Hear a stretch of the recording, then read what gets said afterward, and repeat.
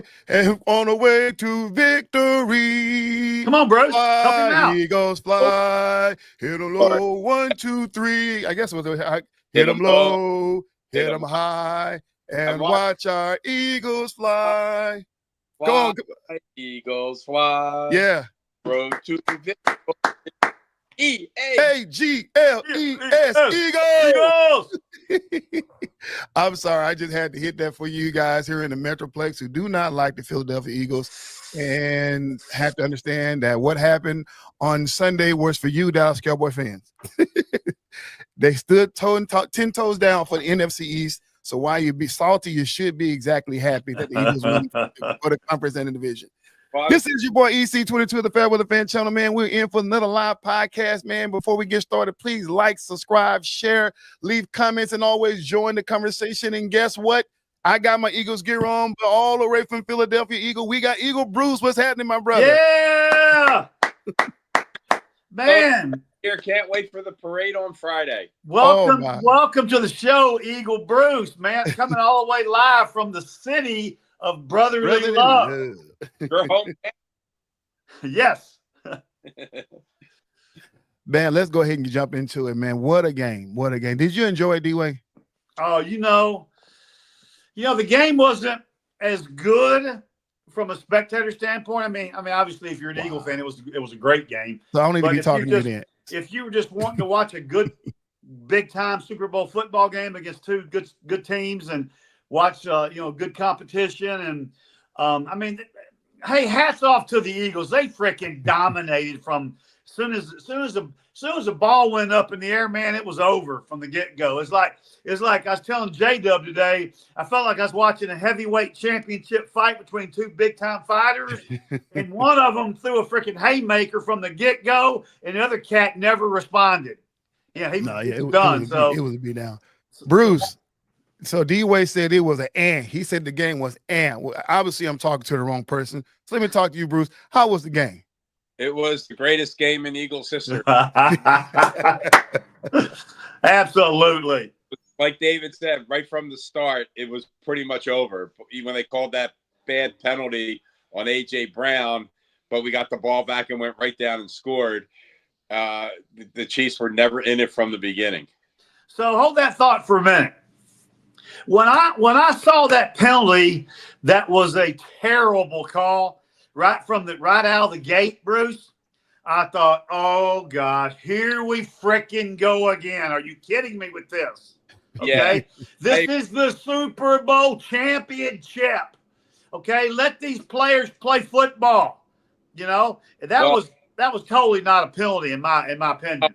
That's very, very ticky-tack. And even Brady and whoever, the play-by-play guy and the refs they had all said the same thing. You can't call that penalty in the beginning of the game. You got to let the guys play.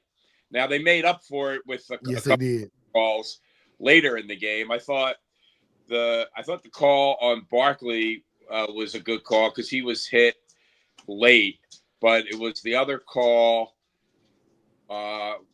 before that they called I think the helmet call, and it was close, but that one they could have let go too. I think who he hit, I remember if it was Dallas Goedert or one of the other receivers, but that kept the drive alive and we went down and got points. So that probably could have been missed too. So tell me, and EC and all the people down here in the South, what was the vibe like all week building up to the game? What was everybody knows that the Eagle fans they're hardcore. And so what was the vibe in the city and the state, especially on the Philadelphia side of the state, as far as the fans? What were their thoughts? Did they think it was going to be an easy no-brainer, just a ho-hum win, like it ended up being, or kind of bring us up to date? Give us the vibe of the town, the city, and everything all week prior to. So you and I talked right before the game, David, and I said I think the Chiefs at best get into the low 20s, but the Eagles are going to win by at least 2 scores, and I think I said 34.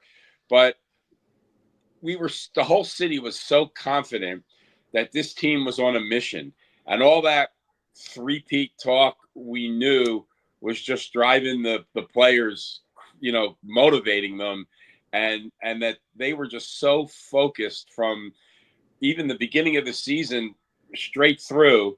And I was at the NFC Championship game against what we still call the Redskins here, and it was just, from the moment Barkley touched that ball and got that touchdown, they just that big open hole, the landslide was on, and yeah, we just couldn't wait for this game to get started because we knew that this team was not going to be denied. Matchup wise, we knew that our number one defense was going to give them trouble, and we didn't think that their defense was going to be able to stop us. And look, they did a good. I mean, they sold out to stop Barkley, but he rushed for 25, rushes, and even though he didn't have a lot of yards rushing, he also had another 6 catches, and he ended up 97 yards total. So you figured, all right, he's typically going to get 150, but that was a solid 97 yards that really just kept the team moving down the field, the clock moving, and then the defense made an incredible amount of plays. 2 interceptions, a strip sack, 6 sacks in total. It was just I wish the TV would have, they would have shown more of what was going on in the Eagles secondary, because they focused on the front four, right, which totally dominated the Chiefs offensive line. Agreed. But the other part of it was Mahomes had nowhere to go downfield with the ball most of the time. Right. More of that. So let me ask you this question concerning y'all defense. We know that they are a top-rated defense, but honestly, did you expect this type of defensive dominance against that team? Well, I felt that the difference between this Super Bowl and the one 2 years ago, which was a shootout, 38-35, I felt that the Chiefs didn't have the wide receivers. True. They didn't have the offensive line to match up, and Jalen Carter is just a beast. I mean, the guy is unbelievable, and the fact that you may not see him getting all the sacks and the tackles because he's double and triple teamed, but everybody else comes in and gets it because right. What they have to do to try and stop him, and the Chiefs didn't have the receivers to really do much. My only worry was middle of the field, dinking and dunking to Travis Kelce, but they couldn't even do that. The pressure was on them too quick. Wow. Yeah. Now, offensive wise, if you watched the pregame, I'm pretty sure you did all the pregame stuff, and the biggest concerns from all the analysts that was doing pregame was the production from Jalen Hurts. A guy who averages like 150, 60 yards a game, and then coming against a guy like Patrick Mahomes. And we knew that Saquon was the guy, and the worry was that if they shut down Saquon, there would be no answer. Well, we saw a different version of Jalen in the Super Bowl, a version of Jalen that I always knew, from Oklahoma. But that same version of Jalen we saw in the Super Bowl 2 years ago, where he outplayed Mahomes in that game, and he left the field with the lead. Right. And so the Eagles had the lead when he left the field. So we saw that same version of Jalen, and Jalen did it, in several games this year. The Pittsburgh game, he did it. He did it against the Washington game, and just the fact that when you rush for over 200 yards, you don't need to pass for 200 yards or 300 yards. You have a balanced attack, and then with the defense playing the way they do, other teams aren't scoring more than 17, 20 points. So, Coach D, let me ask you this question, and I gotta ask it. Were the Chiefs prepared for this game? Do you think they prepared for this game or for this team? It's like I said earlier. It's like Mike Tyson always says. Everybody's got a game plan until they get punched in the mouth. And the game plan's out the window. Y'all tell me if I'm wrong. Okay, I watched every play. The Chiefs they were never in the game. I don't know if it was they were overconfident. I don't know if they just weren't. I find it hard to believe that Andy Reid's not prepared, or is it, or the Eagles just that much better? And the answer to all that is, my dad used to say, the team that is the hungriest. When everything else is fairly well lines up, who down deep inside is the hungriest? Well, we saw who the hungriest was. We saw who wanted it the most. We saw who came out from the very get-go and started slapping people and punching people in the nose, and they never slowed down. There was never any what am I trying to say? There was never any like lapse. Philly was on top of it. They were on top of them with their foot, with their cleat in the Chiefs' throat for 4 quarters, and that's what I was impressed with. And man, hats off to Jalen Hurts, the pride of Channelview, Texas, who had a great year, had a great playoff run, and who, along with Saquon and the rest of them, just were stellar throughout the playoffs. So, man, props to all of them. You know, let me take this. So, were the Chiefs prepared? No. Let's call it what it is. They was not prepared, and I think not. And Coach D-Wade, just like you said, Andy Reid had a game plan. You know, I believe he did. I don't believe he came to the game without having something that he was going to look into. But I think the problem was, number one, obviously they sold out on Saquon. That's their defensive strategy. Stop Saquon. Offensively, this is where I love what Philly has been doing. Not just this year, but they've done this the last couple of years. You know, the whole saying, don't let your right hand know what your left hand doing. They play to the level of talent that they're in front of. But they always go back and do their homework. They get in game. They get in film study. By watching the Eagles play throughout this season, you would suggest maybe an even game based on the way they've played. But this Eagle team that showed up this Sunday in Louisiana, in New Orleans, we haven't seen this team all season long. They was there, but they came with a different game plan. Kansas City, there's not enough film study they could have prepared them for the way that defense was playing. Facts. That defense was doing stuff that they did not have on field. And I love that. Jalen, they of course they wanted to give Saquon the ball. That was the whole deal. Give him the ball, but they had a backup plan. If they can't give it to him, no worries. They had backups. I mean, you got touchdown passes by AJ and Devontae Smith. I mean, the long one with Devontae. You know, those things we haven't typically seen all season long. You know, not to mention Goddard getting involved. So, yeah, I don't know what you can do to be prepared for that team. This team was special on Sunday. Go ahead, Bruce. But yeah, what you also saw was a couple big passes to Jahan Dotson. And you saw that the Eagles weren't going to vary from that game plan of give Barkley the ball. I mean, 25 rushes in the game's a lot. Yeah. So, you know, he didn't break one for 50 yards like he usually does, but they kept pounding it. And then when the Chiefs would cheat even a little bit more, that's when you saw the touchdown pass to Devontae, the touchdown pass to AJ, the other passes that they were able to complete. Or you saw Jalen Hurts several times take off and run right up the middle because it was wide open. Right. But back to Andy Reid being prepared. You know, Andy coached here for a long time. He did. 5 NFC championship games and only won 1. And we were favored in, I think, at least 3 of the 5. And we went to the 1 Super Bowl and lost to the Patriots. Even though Andy's pass happy, when you saw how the Eagles edge rushers, you know, the wide 9, they were like a wide 10.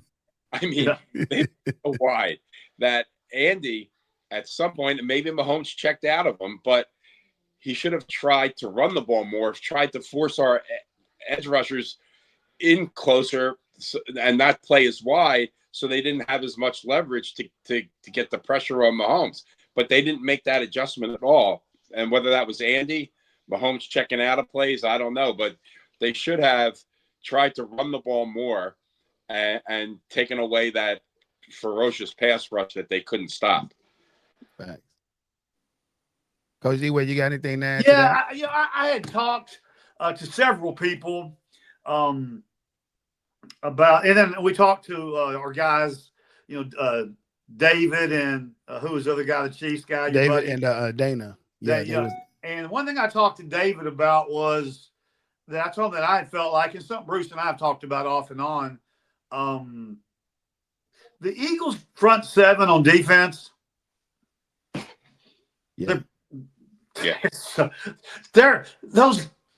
That unit was great. And I'll go as far as to say the entire defense was great. When I saw them against the Cowboys, I'm going to start with the Cowboys, how the push they had, the front seven pushing and playing basically another team's backfield all game. And then I started watching the Eagles with other teams later in the year.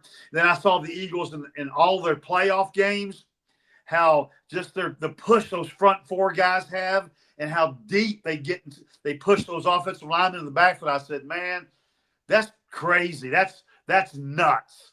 And at the end of the day, Mahomes never had an opportunity because his offensive linemen were in his face the entire game because of the push that the defensive linemen were getting. And I was really impressed with not was I impressed with the whole Eagle team, but the front four on defense was ferocious, Bruce, And another factor was having, even though he didn't play a lot of snaps, having Brandon Graham dressed for the game and as an inspirational leader of that defense, just having him be able to go out there, and he's one of the biggest trash talkers in the NFL, but out there and do his trash talking and get in the game and making plays was just a huge lift for the defense as well. So as good as we know Saquon Barkley has been and was, and as good as we know Jalen Hurts is, and as good as we know all those receivers are, and I mean, hats off the offensive line. Even without Jason Kelce, did miss a beat this year. They may have been better this year, but defense still wins championships. Thanks. And if Saquon is great, and if Jalen's great, and they score a bunch of points, but they can't stop the other team, it doesn't matter. Exactly. This Eagles team, and this is what we say all the time, EC. This is what J-Dub and I talk about, and this is what Bruce and I talk about. At the end of the day, at the end of the season, the best team in the NFL this year was the Philadelphia Eagles. So hats off, man. Yes, sir. And they won the Super Bowl. And that's all we can ask for as fair weather fans. Yes, sir. I want the best team in every sport. WNBA, UFC fighting, women's college volleyball, whatever sport it is. I want the best team to finish on top every year. And we got to see that this year in NFL football. So awesome, awesome. Hey, so let's appreciate that, Coach D and Bruce. Let's do something real fun real quick. Let's take a little small transition or commercial break, if you will, and let's talk about Super Bowl commercials. Was there any commercial that you saw, either one of you saw, that stood out to you? Well, hell yeah. I was so focused on the game, I didn't pay attention to any commercials. What I did during the commercials was, either text with my son who was in DC or talk to my son who was sitting next to me about what was going on, and I didn't look at one commercial.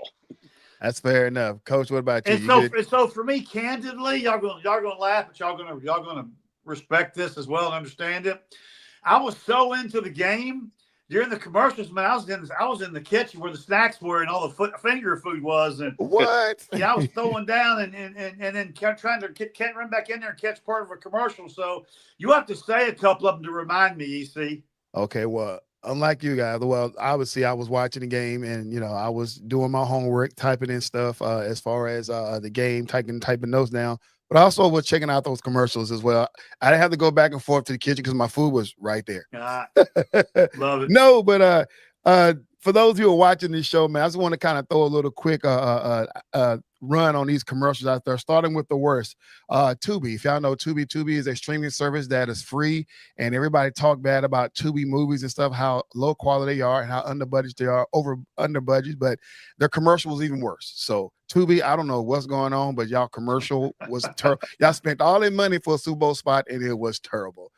Somebody's leaving a comment. Z-Man. Z-Man in the house. And then the guy refused to run the ball. Yeah, well, he couldn't.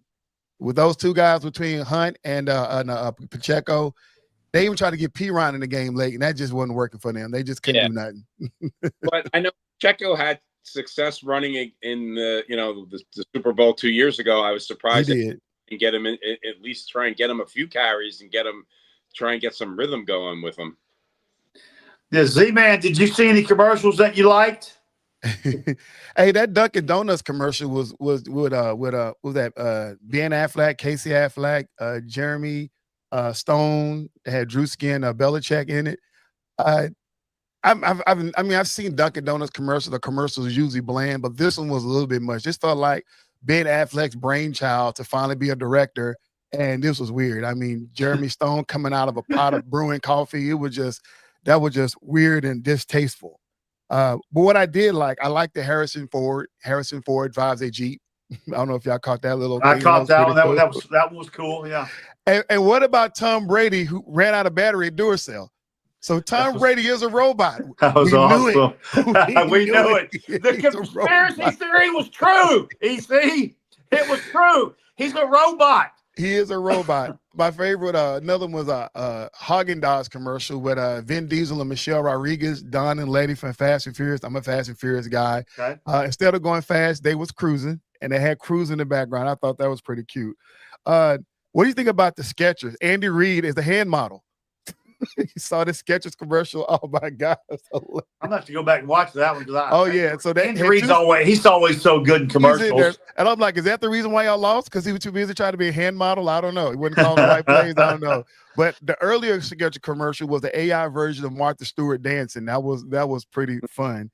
And what took the cake for me was two of them.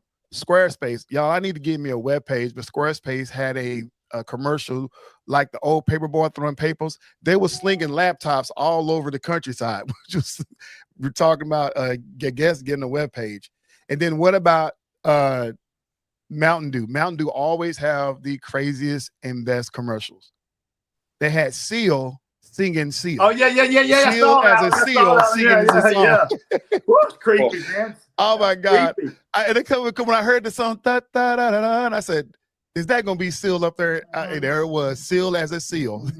That was hilarious. So we were watching, I'm telling myself here, we were watching, I don't know if it was Entertainment Tonight or what it was the other night after the news. And they had Seal on there. Yeah. They were showing bits and pieces of his commercial. And it was really kind of creepy. Hey, did they have, and I didn't see it, did they have any new Budweiser with the horses or anything commercials? Those they didn't do that. But Coach, I can't believe you missed this. Bruce, you may not know, but on this show, we really, really, really, really, really support women athletics. We're super fans of women athletics. Yep. And they had 3 commercials that pushed that narrative. One by Nike, one by NFL, and one by Dove. Dove came out and said, they basically just talked about, and they had a little caption over there saying that protect her confidence or give her confidence or help her confidence.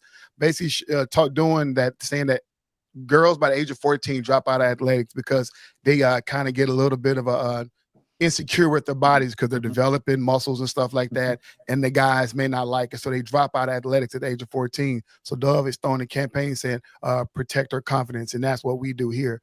Then we all get the NFL. NFL is partnering up with women's flag football and suggesting and running campaign, and they got support of myself and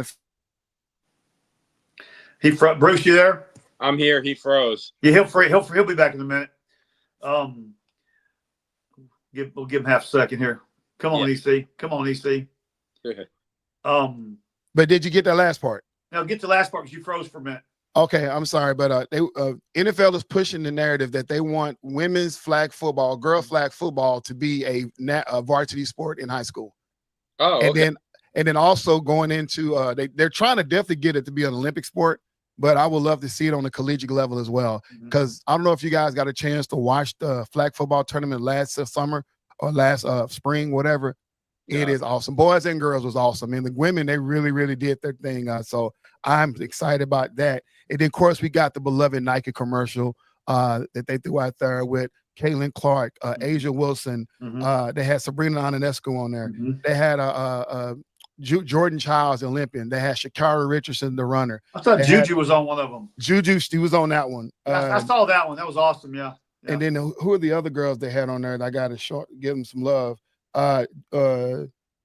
Sophia Wilson, soccer player, Alexia Patella, soccer player, and then tennis player Arena Sabalenka.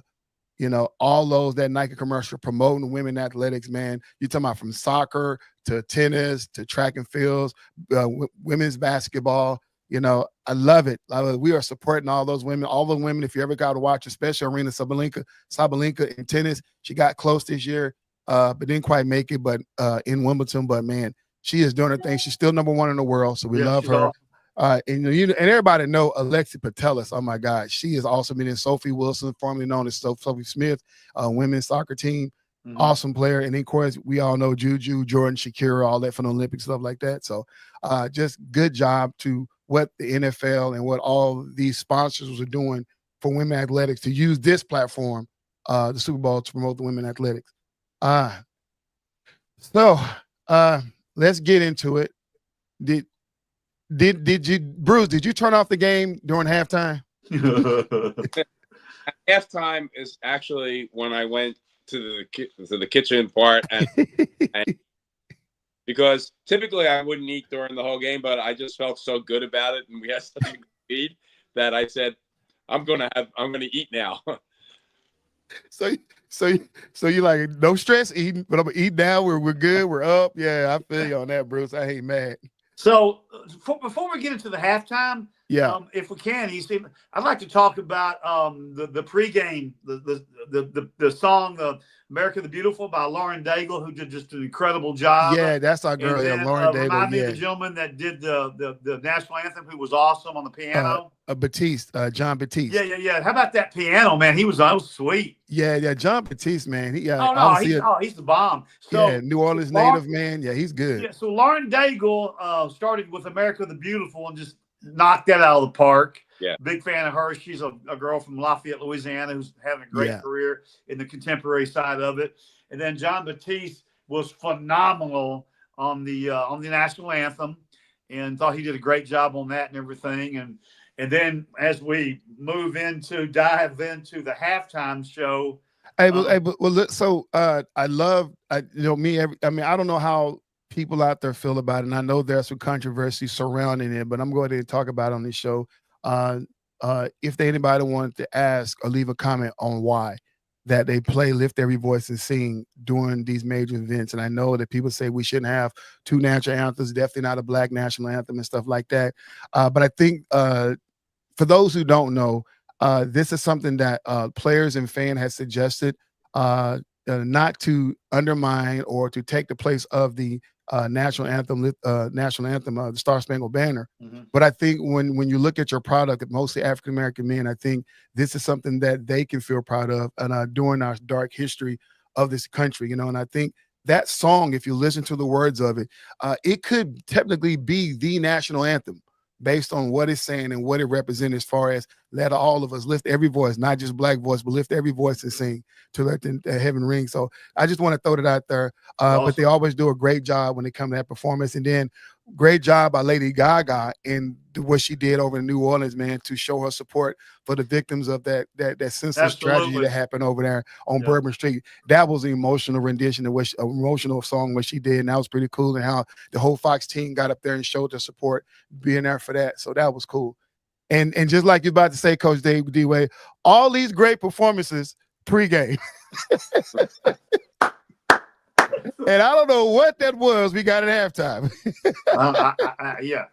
And before you get into it, the only way that Eagle Bruce would have stayed and watched the halftime show would have been if his boy, the boss, the great Bruce Springsteen, would have been performing. He wouldn't have left the TV if that was going on. But anything short of that, he's going to find some munchies to eat on. So and that did happen about 15 years ago or something like that. Yes. Yeah. But go ahead. Give me your take on the halftime show, EC. For those who don't know me, I do love hip hop. That's my culture. That's what I grew up watching and stuff like that. But there was like from 2000 and maybe to all the way to 2017, 18, I took a hiatus from all secular music. I just went straight number gospel and Christian music, and I just took a long hiatus where I didn't listen to it, I didn't watch it, I didn't play it, I didn't do anything. I just took a long hiatus, and then eventually I started coming around and just kind of getting into it. And I haven't really. I froze again, Bruce. Froze again, yeah.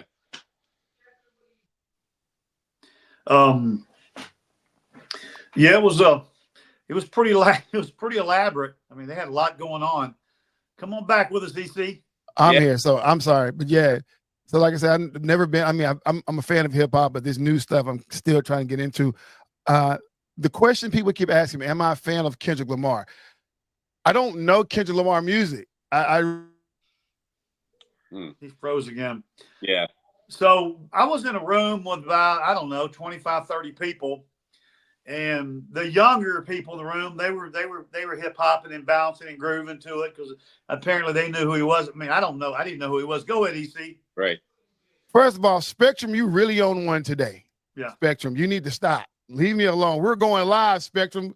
I don't know what's wrong with Spectrum over here, man. They just, I guess every time I talk about the halftime show, I guess they got some government stuff want me shut me down. Come on, Kendrick Lamar. I ain't got no lawsuit on you like Drake do. But no, I mean, before this thing come up again, like everybody knows when you do a halftime show, you got to collab straight up. And you got to realize that your listeners, the people watching Super Bowl come from multiple generations. And he didn't do that. That part, well, I think what made it suck so bad because you got people like us watching. You got people that are older than us watching. You got to be able to have some type of collaboration that's going to appeal to multiple generations. And he didn't do that. Because these young kids, they don't know how to party. They just like reciting words. He got out there, and he's a speed rapper, so you couldn't understand nothing he was saying. You couldn't connect with nothing he was saying.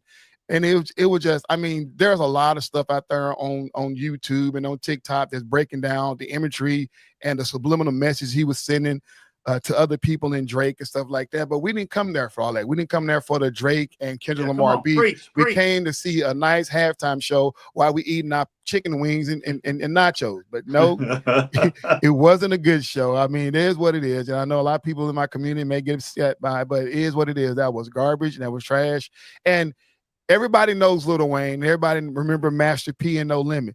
Mm-hmm. You could have brought them guys out. And at least some people would have recognized some of their music because that was their generation. That was nostalgia for them, but he didn't. So, well, I was on a call yesterday with a company that we buy stuff from, and we have a call every couple of weeks. And one guy's about my age, and another guy is probably in his mid-30s. And the guy my age says, "Boy, that halftime show was really bad." And the guy says, "Sorry, I got to disagree with you. I thought it was a great halftime show. I loved it." see that yeah, because they like the beef. And the whole PlayStation controller imagery he had, that was pretty cool. People got a chance to see Serena Williams dance around doing a sea walk. He did have one collab with SZA. And there's some rumors about why he chose those two. But like I say, I'm sitting there watching it. I'm sitting there like I'm expecting something to happen. You know, it's like watching a bad movie. You get locked into the storyline, and all of a sudden you just locked in. And then when it's finally over with, you're sitting there looking at your wife like, "How dare you do that to me? I just wasted 2 hours of my life, right? And I'll never get it back." And that's how I felt about the Super Bowl show. It's like I could have been like you, Bruce. I could have went to Pizza Hut during that time. But no, I decided to stay there and watch that terrible show. You know, it's bad. But yeah, and then we come out in the second half, and pretty much Eagles pick up right where they left off in the first half. So speaking of the second half, here we go, Bruce. This is where we came here. We're gonna spend the rest of the show dissecting this. How good is this Eagles team? So before we get into that part, it's interesting too because all they kept saying was Patrick Mahomes, the Chiefs aren't out of it. The Chiefs aren't out of it. And yeah, you could tell they were so out of it the way it was played. Yeah. No way that I mean, with 3 minutes left in the third quarter, they had 6 points. Then we started putting backups in, and then on defense, and they scored a couple times, made it look closer than it really was. Right. Coach. On that note, I know after they scored their first touchdown, I said the same thing, Bruce. The Chiefs going, but after the first quarter, well, that first the quarter and a half before the end of the second quarter, going into halftime, I was like, there's no way in the world this team gonna come back. There's just no way in the world because nothing they did worked. I feel like the offensive line gave up. Yeah, so I was on my second bowl of gumbo in the third quarter, and I was like, this game's over. This game's over. I mean, really, with the pick six, the game was over right there. Yeah, and that was I couldn't. Go ahead, E. Nah, yeah, I just keep it rolling because I'm sorry, Kendrick Lamar, for talking bad about your show. I think that's what's going on. But no, man, this Eagles team is really, really good. There's nothing the Chiefs could have done that would suggest to me that they could mount a comeback because it just didn't make any sense. I mean, Andy Reid opened up, almost felt like half his playbook the first half, trying to get something going on. So, anytime you abandon the run, that means you lost the game. Yeah, which he did too quickly. But you asked how good is this team? So I expect a little bit of a step back next year because you always have that Super Bowl hangover. And the Eagles' schedule next year is really, really tough. But if you look at it, they're one of the youngest teams in the league. Yeah, they have a couple free agent decisions that they have to make. But if you starting with the offense, the biggest free agent on the offense is Mekhi Beckham, and I think they'll find a way to keep him because I think they resurrected his career. He loves the Eagles, Jeff Stoutland, the offensive line coach, and I don't think he'll want to leave. But we have a guy we drafted a couple years ago that can step in and play, Tyler Steen, if he does. The only free agent really is our backup running back, Kenny Gainwell. He won't cost too much to keep, and they like him too.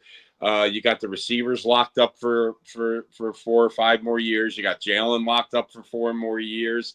You got the rest of the offensive line locked up for 2-3 more years. So the offense is coming back.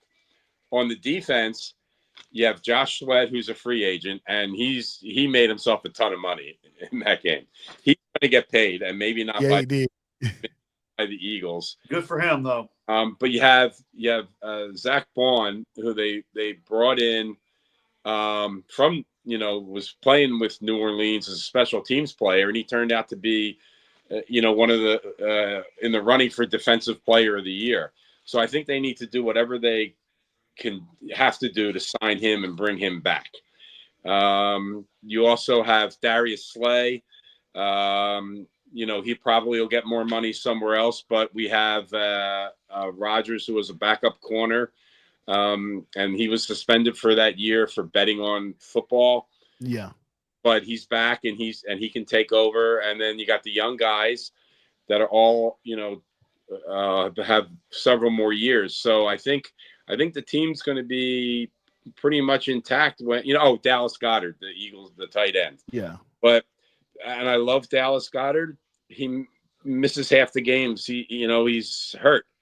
So I think they'll if they don't sign him, they'll figure out what to do. There. But I think they have they pick last in the first round, but they've got a bunch of second, third, fourth round picks. So I think they'll be able to restock where they need to.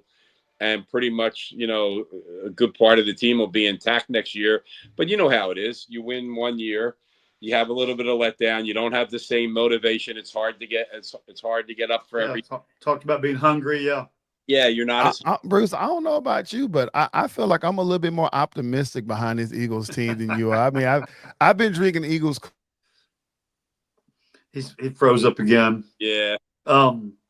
So what he's gonna say is he thinks this Eagles team is built for a run here, and I think so too. You're always so cautiously optimistic, Bruce. And yeah. And go ahead, E. You back with us? No, not yet. But my question is, would another AFC team, would they have been a better matchup for the Eagles? So let's put it this way, David. If that was the Bills, it would have been about 48 to 20. Okay. Or how about Baltimore?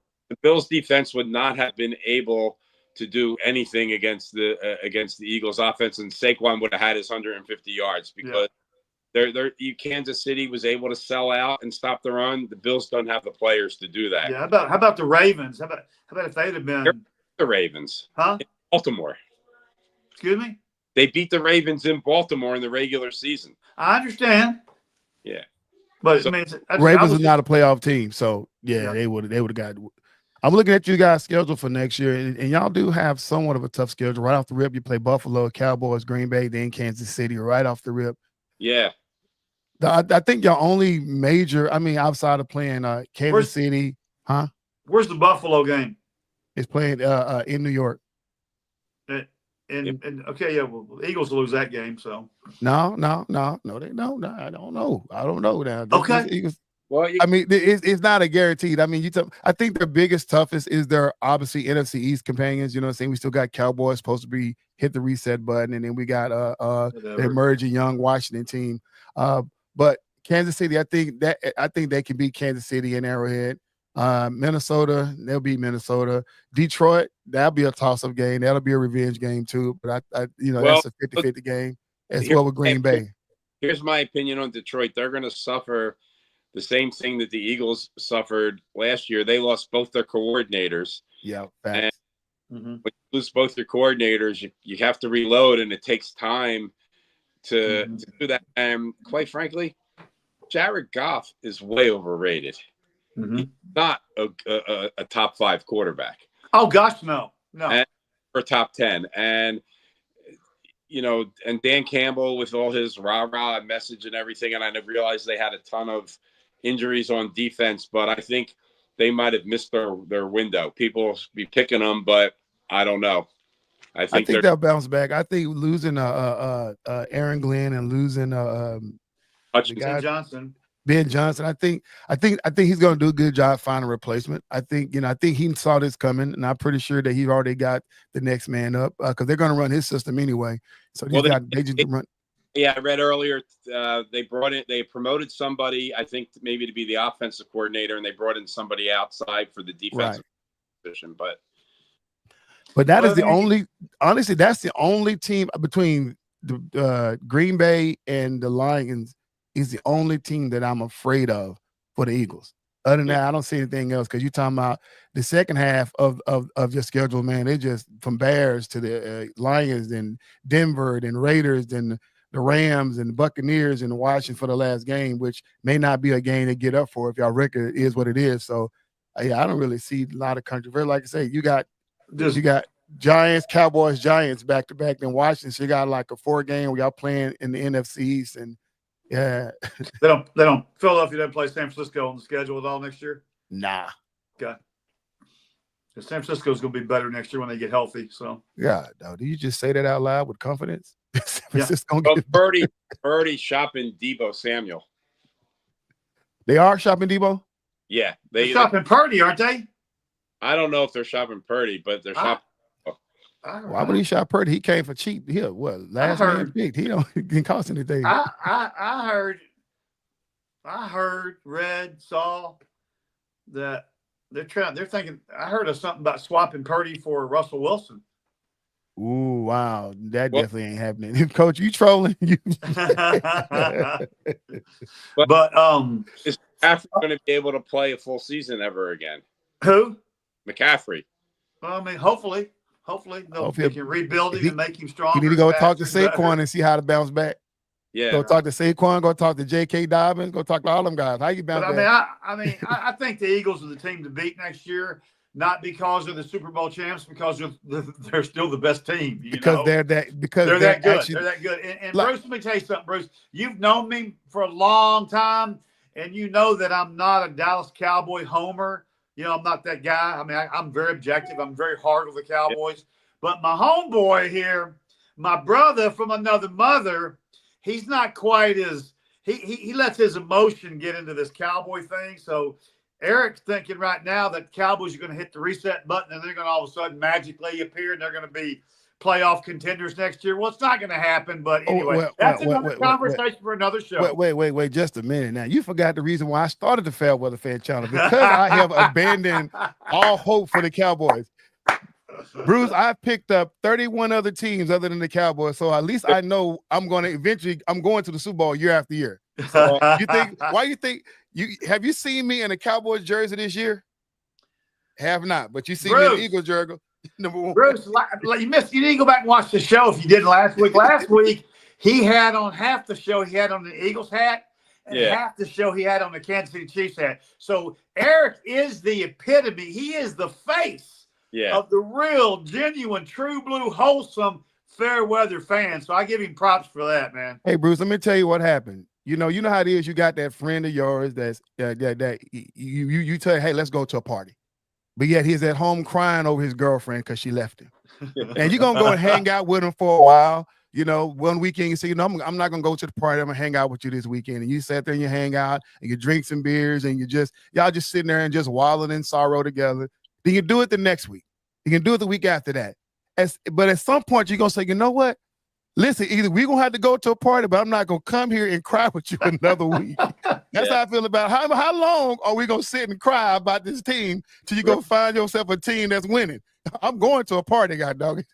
Well, I got to tell you, the number one Cowboy fan, Skip Bayless, was back in the Eagles pretty much the whole year. He said the Eagles are Super Bowl. And I just watched like a 30-minute rant from him where he went on and on about, I told you the Eagles were going to win. The Eagles are the better team. Yeah. And he was so depressed saying it. But, he was on the Eagles from the beginning of the year. I think watching the Eagles all season long, obviously is a team I'm rooting for because I'm a Jalen Hurts fan. And just watching them, and I was laughing at a lot of what Shannon Sharp and what Stephen A. Smith was saying, because they have to do a show, and their show have to be controversial. They have to cause some type of question and to bring up a debate, and I understand all that. But at the same time, I don't know how they, with a clean conscience and a straight face, say the stuff they said about the Eagles. Because I'm looking at, I'm like, obviously you don't, at the middle of the season, you don't give up on the Chiefs. But the stuff they were saying about the Eagles, I'm like, are y'all not watching the same games I'm watching? Right. I'm watching the Eagles win by committee. Yeah. That's a Super Bowl team. Offense, defense. Of course, Jalen is not having, Josh Allen or MVP season like Lamar Jackson, but that you don't need all that. Right. Yeah. And if you look at Josh Allen and you look at Lamar Jackson, they lose in the playoffs every year. Every single year. Always in the MVP conversation, but lose every year. Right. Nobody has more talent than Lamar Jackson. But he can't win the playoffs. He can't win the big playoffs. So, you don't have to be the best. You just have, you have to be the best team. And people don't understand, and I don't know if you guys play sports, but I have, what I'm saying? Sometimes individual accolades can kill the chemistry of the team, because when you got all the fanfare, when you're missing practice because you got to go stand on the media wall and answer all those questions about how this single season success you has, some of the guys sit back and look sideways like, okay, do it by yourself then. You know what I'm saying? I like that. You have to come back and address that to your teammates. And although some people may say faith, but like, nah, it's all good. Really, when you're dealing with young men in their 20s, they feel that type of stuff. Young men are just envious and jealous by nature. They haven't been an adult yet. They haven't lived enough long lives to compartmentalize those emotions. And it's going to show up at the worst time, like the playoffs. Oh, absolutely. 1,000%. Yeah. But it's I guess, again, if you're just a regular hardcore fan, was the game exciting? I don't know.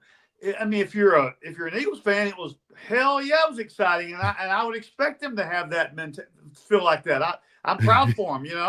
I felt like I was at a presidential election, and I just found out that I lost, and I just had to call the guy that won and congratulate him.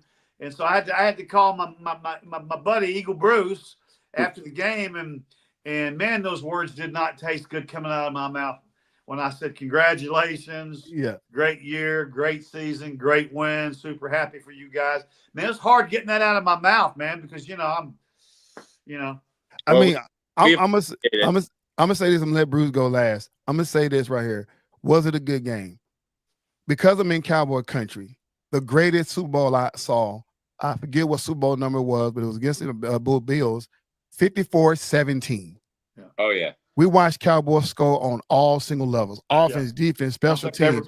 We watched it, the best Super Bowl. So going forward, I learned to appreciate blowouts in the Super Bowl. And just like Bruce said, halftime, I get to relax a little bit, go get me something to eat because I'm not stuck in this tight, 15-15 or 14-14 game, like the stress. No, that's the games that the fans want to see. They want to see the blowout games, right? And I love it. You know what I'm saying? I rooted for the Denver Broncos when they got up against that Seattle, and they said defense win championship. Yeah. But obviously, at that time, Denver was the highest running offense in the league, and I watched them get mollywopped, beat down.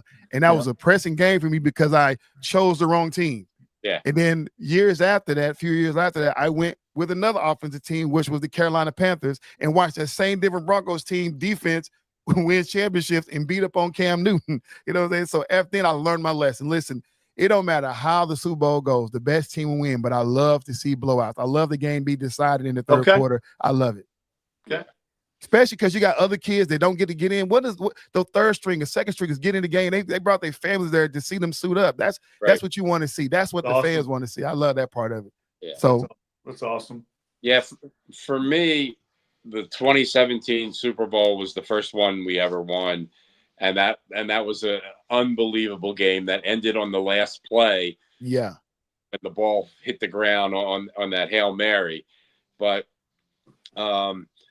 this one was, I just think I enjoyed so much more because it was just a complete beatdown from beginning to end. And I think everybody was so tired of the Chiefs and their three-peat talk and all that stuff. And I felt like the whole country, with maybe the exception of a few Cowboys fans, and were behind the Eagles. And just to see them totally annihilate the Chiefs was just so great.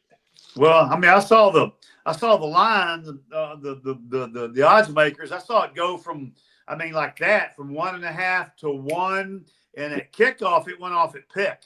It was a pick 'em at kick. So there were a lot of people that were heavy on the Eagles. So because that's the only way that can happen to move the point spread is people are heavy on the Eagles. So, but again, man, couldn't be more happier than for the folks and that are up there in Eagle Nation, and it's always fun when your team wins the big one, and so that's what we got to see, and I kind of feel like the Eagles felt like they were kind of disrespected. Yeah, agreed. Because there really wasn't a lot of hype, a lot of talk.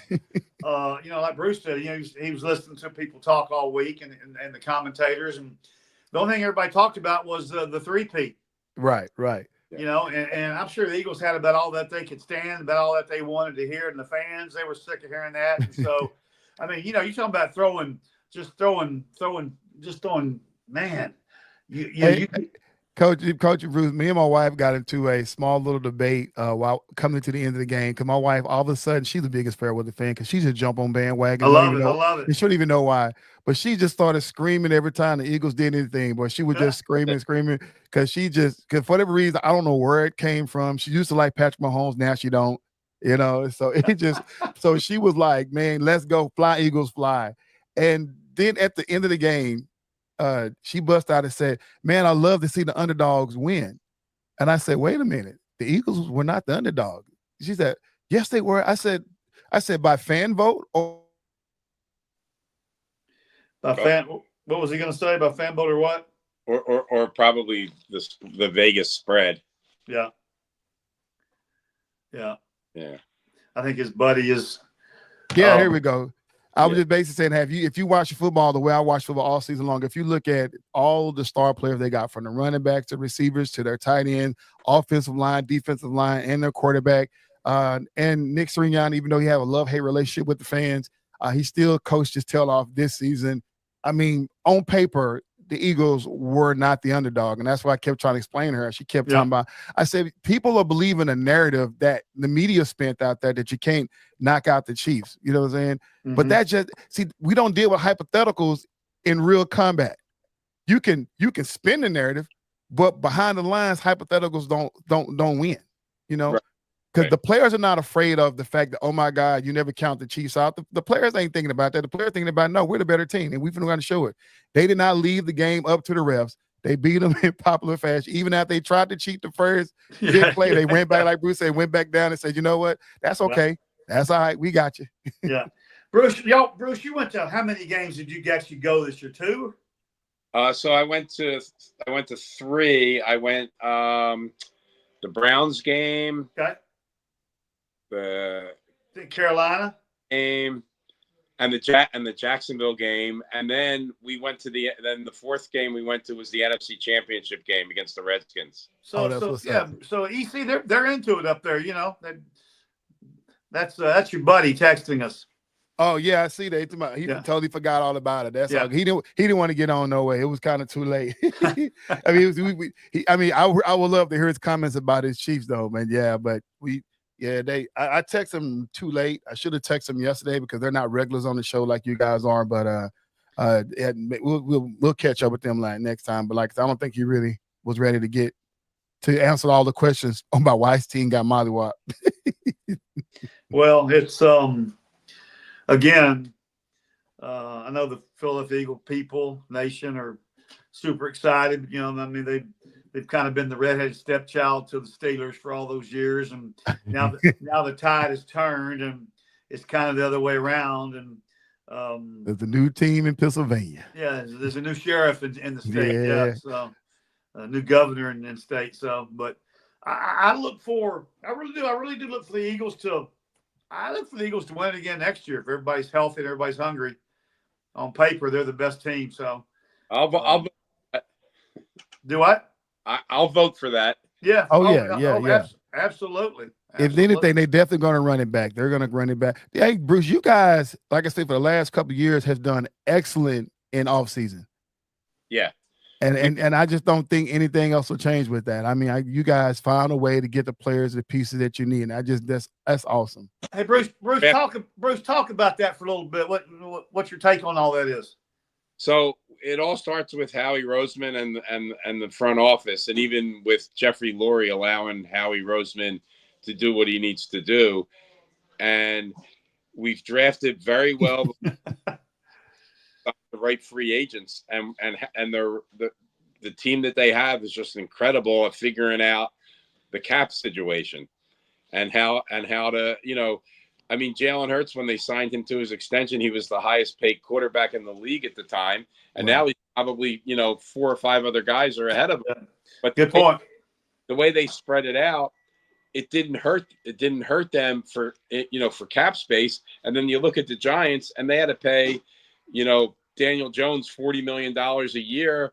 And even the Cowboys have to pay Dak $40 or $45 million a year. And the Eagles were just so smart with Jalen. Mm-hmm. He something like that. But the way they spread it out and the way they, give him the bonus money and all that, they're not taking that big hit like the other teams are. Right. Spend that money on other players. Yeah. Yeah, I mean, kudos to them, because you take a look at like the Cowboys, who did absolutely nothing, and I doubt very seriously they'll do anything this year. And then you look at the what the Philadelphia Eagles did. And Bruce, you and I talked before the season started. When Saquon came over, you said to me that was the missing piece. Right. And I said to you, I don't know who's going to beat them, and then when I realized how good the defense was, I really locked in on it. It's not fair to say, none of us said this, but for a fan to go, well, Saquon, he didn't have a good game. he didn't have a good Super Bowl.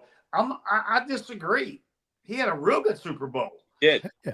You know, and when did who put if you don't run for 150 yards in a game, it's a bad game?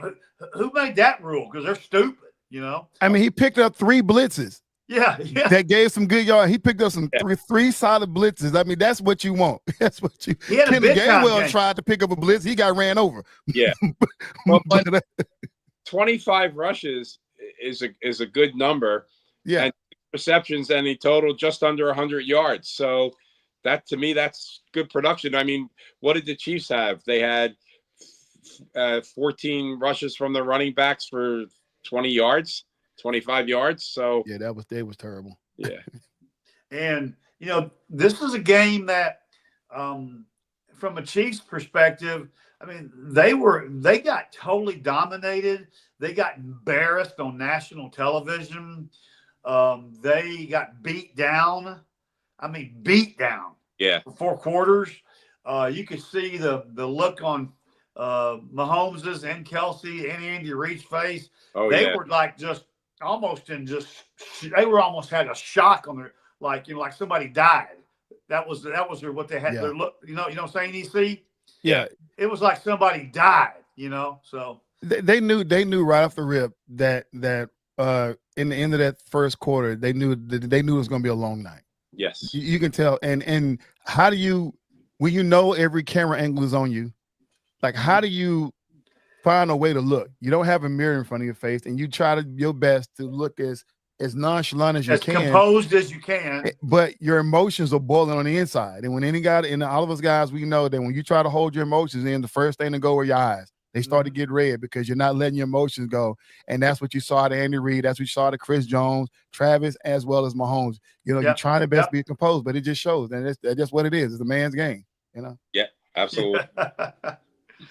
Y'all, that's all we have for today, man. Bruce, Eagle Bruce, man. Thank you for joining the show, man. I really appreciate it. I wish we got you on here last week. Let you talk to noise with the guys that was here, but man, thanks for doing the post-game show, man. Congratulations to your Eagles, man, for winning the Super Bowl. Bruce, we're gonna let you before we go. Hey, Coach D-Way, you got any final words? No, just hey, it was a great year. It was, other than the Cowboys, it was a really good football season. I'm not taking anything away from anything. The Eagles were great. They well deserved. The future of the Eagles is very bright. And the AFC, there's going to be a new sheriff in town in the AFC. I have a feeling there's going to be a lot of changing of the guard, and it'll be interesting to see who kind of steps up, because I fully expect the Bengals to make a huge turn, because they were right there. The Bills, the Ravens, Denver will be better. Denver's going to be better. Good call, Bruce. And I'm excited to see what Aaron Glenn's going to do with the Jets. You know, nothing is Rodgers there. That should be fun to see what Aaron's going to do, Glenn. Yeah. Until, it's like we always say, until somebody beats the Eagles are the best team. The best team. They're on top of the mountain. They're on top of the mountain. So yeah. So I'll take J-Dub's spot. J-Dub always put a plug in for women's sports. And the Unrivaled League, the one-on-one play for the Unrivaled League has started on Monday, yesterday. And I've got a chance to watch a few highlights. I'm going to spend my time tomorrow morning watching some of those games before I head on to work. Well, tomorrow afternoon before I head on to work. But yeah, Unrivaled is up and going. And now that we officially come to a close to football season, y'all, let's get ready for basketball. Yep. We saw the whole nonsense between the trade between the Lakers and the Mavericks and all these other teams, man. But we're 1 month away from March Madness. You know how it is. Go ahead and get your minds ready to get your pick'ems in for the March Madness around the 64. And then hopefully we'll get back this time, back at the end of the summer, get back to football. Yep. Yo, Bruce, you got the last words. Only 2 words. Go Birds. I love it, man, y'all. This your boy EC22, the Fair with the Fan Channel, man. Thank you for watching, man. Before we go off, please like, subscribe, share, leave comments. Always join the conversation. Thank you, Bruce. Thank you, Coach D-Way, man. Thank you guys for watching. Thank you, Z. Man, EC's gonna be mad at Spectrum. See you, great Dave. Great show, guys. Enjoyed it. And hopefully we'll see everybody again next Tuesday night right here at 6 p.m.